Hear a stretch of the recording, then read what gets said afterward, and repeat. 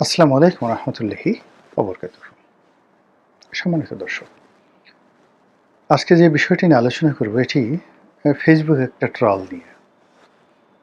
আমাদের দেশে এখন যে অবস্থা শুরু হয়েছে তাতে করে ডক্টর মোহাম্মদ ইউনূস নামে যে কোনো একটা মানুষ বাংলাদেশে ছিলেন, তিনি যে নোবেলের মতো একটি মর্যাদাপূর্ণ পুরস্কার পেয়েছেন, যিনি বাংলাদেশের গত ১০০ বছরে বিভিন্ন সেক্টরে যারা সফল হয়েছেন তাদের মধ্যে ওয়ান অফ দ্য টপ 10। আর যদি অর্থনৈতিক সেক্টর বলেন এবং গ্লোবালাইজেশন বলেন, তাহলে গত ৫০ বছরের মধ্যে তার মতো এরকম আন্তর্জাতিকভাবে স্বীকৃত এবং আন্তর্জাতিকভাবে পরিচিতি বাংলাদেশে কোনো ব্যক্তি পাননি। এটা হলো বাস্তবতা। ব্যক্তিগত জীবন অত্যন্ত স্মার্ট, দেখতে যথেষ্ট সুন্দর, এভারেজ বাঙালির মতো চেহারা হলেও তার দ্যুতি, ব্যাপ্তি, মানে এখন তার বয়স ৮৮ বছর। এই সময়টিতে তিনি যে তারুণ্য ধরে রেখেছেন, তার কথার যে ধারাবাহিকতা এবং তিনি এখনও যেভাবে ছুটোছুটি করতে পারেন বা করছেন, এটি আমরা তার চেয়ে প্রায় ২৫ বছর, আরও বেশি ২৮ বছরের ছোট হওয়া সত্ত্বেও এই প্রাণশক্তি আমাদের মধ্যে নেই। তো সেই মানুষটি মাত্র ১৮ মাস রাজনীতির সংস্পর্শে এসে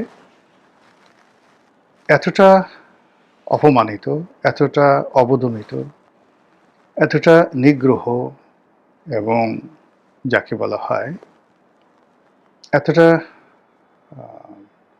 পচে গলে গান্ধা হয়ে গেছেন, যার কারণে আমাদের এই সমাজে তাকে টিটকারি করা, তাকে একটা খোঁচা দেওয়া, তাকে আক্রমণ করা, তাকে গালাগালি করে একটু মনের ঝাল মেটানো, এটা বাংলাদেশের মানুষের সাধারণ একটা ফেনোমেনা হয়ে গেছে। সকালের নাস্তা যেমন অপরিহার্য, রাতের ঘুম যেভাবে অপরিহার্য, এভাবে এই বাংলার জমিনে ডক্টর মোহাম্মদ ইউনূসকে গালাগাল করা এখন অনেকের একটা স্টাইলে পরিণত হয়েছে। মানুষ গালাগালি দিতেও পছন্দ করে, শুনতেও পছন্দ করে। তো এরকম ইন্টারনেট ঘিরে, সামাজিক মাধ্যম ঘিরে ডক্টর মোহাম্মদ ইউনূসকে নিয়ে যে সকল ট্রল হয়, গালাগালি হয়, তার মধ্যে এই যে আমি আজকে যে শিরোনাম, এরকম শিরোনামে একটা বক্তব্য দেখলাম যে সামবডি তিনি বলছেন যে ডক্টর মোহাম্মদ ইউনূস এনসিপিতে যোগদান করছে। আমি নিশ্চিত তিনি সেটা ঠাট্টা করে বলেছেন। আর এটা নিয়ে আমি যে ভিডিও করছি, কন্টেন্ট তৈরি করছি, এটাকে আমি ঠাট্টা করে করছি প্রশ্নই আসে না। আমি সিরিয়াসলি করছি। কেন করছি সেটা আপনাদেরকে বুঝিয়ে বলব।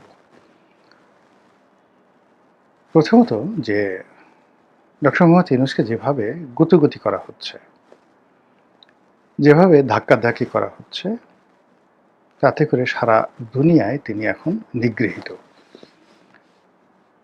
আপনারা জানেন যে পশ্চিমা দুনিয়াগুলো, বিশেষ করে ধনতান্ত্রিক বিশ্ব, তারা টাকা ছাড়া কাউকে চেনেন না।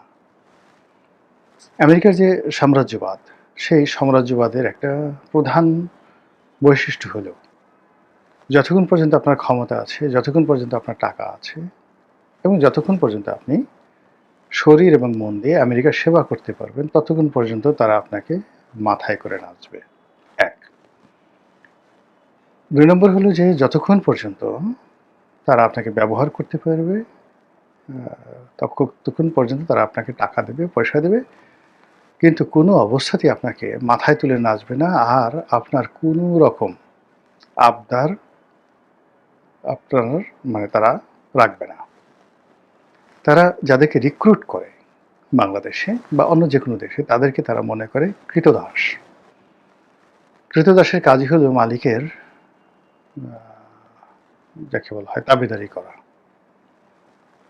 ক্রীতদাসের কাজই হলো মানুষের মালিকের আনুগত্য করা, মালিকের হুকুম তামিল করা। কিন্তু ক্রীতদাস মালিকের কাছে কিছু চাইবে, এটা মহাকালের ইতিহাসে কোনো মালিক এটা কখনো গ্রাহ্য করেনি, সহ্য করেনি।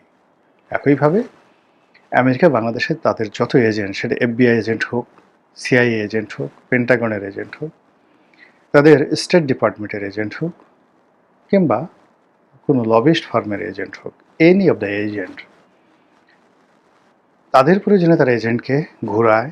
কিন্তু এজেন্ট যদি কখনো তাদের কাছে কোনো কিছু চায়, মুহূর্তের মধ্যে তারা সেই এজেন্টটাকে মাইনাসের খাতায় ফেলে দেয়। যেহেতু রাজনীতির সঙ্গে সংবাদপত্রের সঙ্গে দীর্ঘদিন ধরে আছি, এই বাংলাদেশে কারা ভারতের এজেন্ট, কারা রয়ের এজেন্ট, সিআইএর এজেন্ট, কাউকে কাউকে দেখার সুযোগ হয়েছে সে ৮০-র দশক থেকে।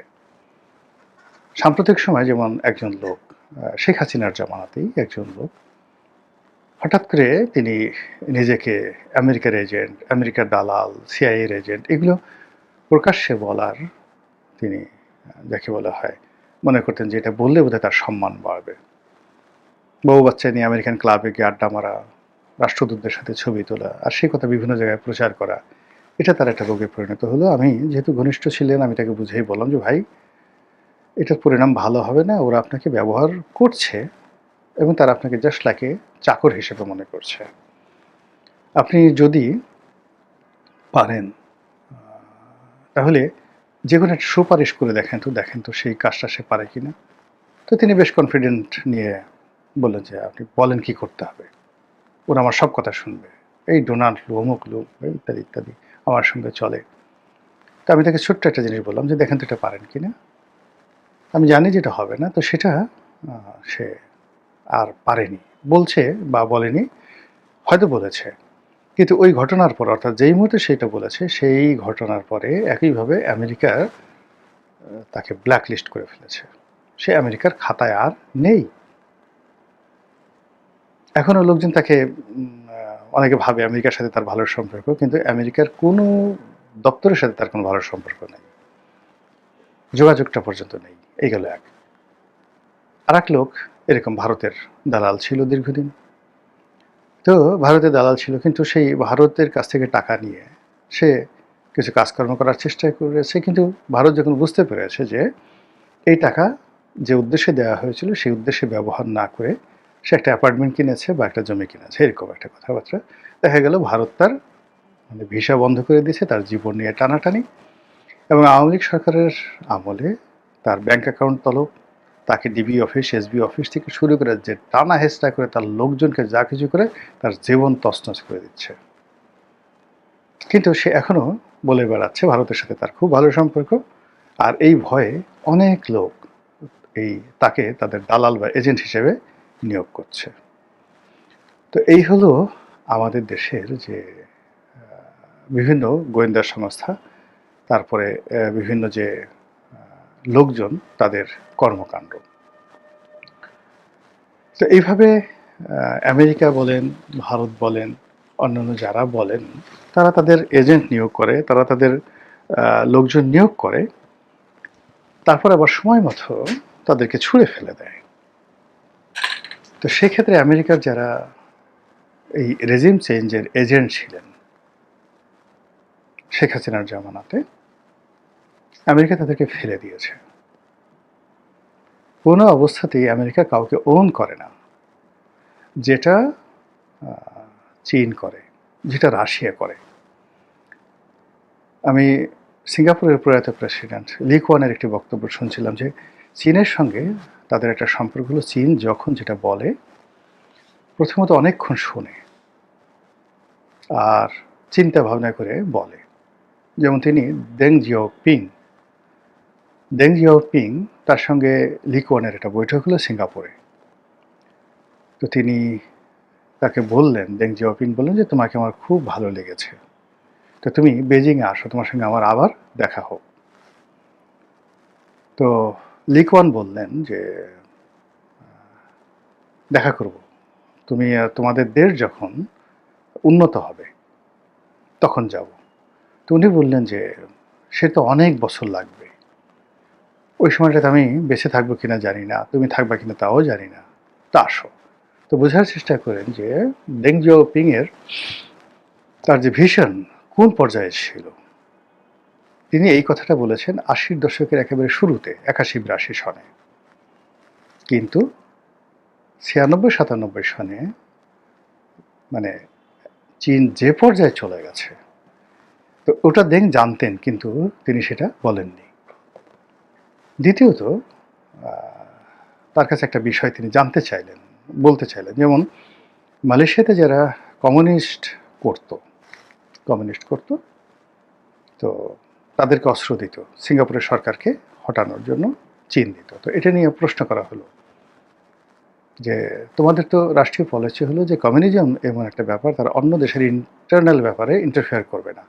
তো তুমি সিঙ্গাপুরের রেজিম চেঞ্জ করার জন্য মালয়েশিয়ান কমিউনিস্ট পার্টিকে টাকা দিচ্ছ কেন, অস্ত্র দিচ্ছ কেন? তো দেং বললেন যে আমি তো এই বিষয়টা জানি না, আমি খুব দ্রুত মানে জেনে ব্যবস্থা নিয়ে তারপর তোমাকে জানাবো। ঠিক এর 18 মাস পরে দেং জিয়াওপিং তাকে বললেন যে তুমি যে অভিযোগ করেছিলে সেটা আমি তদন্ত করেছি, তদন্ত করার পর সত্যতা পেয়েছি, তারপরে সেটা বন্ধ করেছি, নাও ইউ আর সেফ। আমি যেটা পেরেছি এখন আমি তোমাকে এটা বললাম। তো এটা হলো চীনা জাতির কমিটমেন্ট, কথা বলার ধরন, কাজ করার ধরন। এবং তারা তাদের যে রাজনীতির এবং সভ্যতার 5000 ইয়ার্স অফ সিভিলাইজেশন, এটা তারা স্মরণ করে। এবং এখনও চীনের যারা লোকজন আপনি দেখবেন সেই ইউনানি চিকিৎসা, সেই শিহুয়ানটি, সেই কনফুসিয়াস, সেই তাওইজম, এই জিনিসগুলো নিয়ে তারা আছে।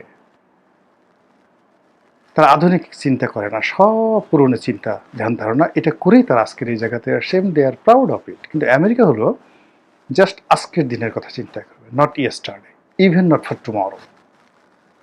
আগামীর কথা চিন্তা তারা করে না, গতকালের চিন্তা করে না, আজকের এই বাস্তবতায় ফলে তাদের বন্ধু বানাতে দেরি লাগে না, শত্রু বানাতে দেরি লাগে না। এই জন্য তারা ঘাটাঘাট করে কেটে ফেলে। এবং আপনি তো 100 বছরে আমেরিকার ইতিহাস দেখেন, 100 বছর না, ঠিক 90 বছরে আমেরিকার ইতিহাস দেখেন, প্রথম মহাযুদ্ধ থেকে আজ পর্যন্ত একটি সিঙ্গেল সম্পর্ক তারা রাখতে পারেনি। তো সেই অর্থে বাংলাদেশে যারা আছে তারা আমেরিকার এজেন্ট হয়ে যারা কাজ করেছিল, রেজিম চেঞ্জ করেছিল, শেখ হাসিনার পতন ঘটিয়েছিল, তাদের মধ্যে যদি ইউনূস সাহেব থাকেন, আই ডোন্ট নো, আল্লাহ জানেন, তাহলে তিনি খরচের খাতায় পড়ে গেছেন। কিন্তু ইউনূস তো ধনী ব্যক্তি, তার অনেক টাকা, সারা দুনিয়াতে তার টাকা আছে, বাংলাদেশে তার অনেক টাকা, আপনি আমি সেটা কল্পনাও করতে পারি না। ফলে তার টাকা, তার বুদ্ধি, তার কানেক্টিভিটি, এর কোনো কিছু নিয়ে সে বসে থাকবে না। সে জানে যে আমি যদি দুর্বল হই, অসহায় হই, তাহলে আমাকে শেষ করে দেবে, পাড়িয়ে মেরে ফেলবে। এবং যেহেতু তার ইউরোপে যাওয়ার কোনো সুযোগ নেই, আমেরিকাতে ফিরে যাওয়ার সুযোগ নেই, সে দ্বিতীয়বার তাবেদার হচ্ছে না, এর কারণ হলো আমেরিকা তাকে সেই সুযোগ দেবে না। আর আমরা বাংলাদেশে তাকে নিয়ে যেভাবে তুচ্ছ তাচ্ছিল্য করছি, তাকে আক্রমণের মুখে ফেলে দিচ্ছি, তাকে আহত করার চেষ্টা করছি মানসিকভাবে, এবং তাকে ভয় দেখাচ্ছি, মবের ভয় দেখাচ্ছি, সেক্ষেত্রে হি নিডস প্রোটেকশন। আর সেই প্রোটেকশনটা হলো রাষ্ট্রপতির মতো একটি সুরক্ষিত পদ, বঙ্গভবনের মতো একটি সুরক্ষিত আবাসগৃহ, এবং মাথার উপর বিএনপির মতো একটা বড় দলের ছাদ। সেটা তিনি আশা করতে পারেন এবং সেটা তিনি চেষ্টা করছেন। আর সেই কাজে যদি তিনি ব্যাহত হন, ব্যর্থ হন, আর তার